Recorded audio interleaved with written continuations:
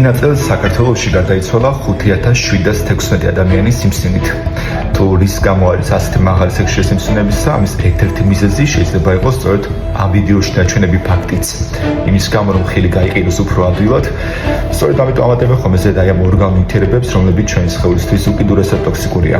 არ ფიქრობთ, რომ მას ასე გარეცხავთ და მარტივად მოშორდება ეს ნივთიერებები წყალში არ იხსნება და როცა თქვენ მას მიირთმევთ, ისინი თქვენ სხეულს ხის ბოლოს ამ მეორე დღეს საღამოს არ დატოვებენ. ისინი თქვენ სხეულში დაჩება თვეების, ზოგჯერ წლების განმავლობაშიც კი და მთელი ამ დროის განმავლობაში მკვეთრად გაზრდიან სხვა დაავადებების, მათ შორის სიმსივნეების რისკსაც.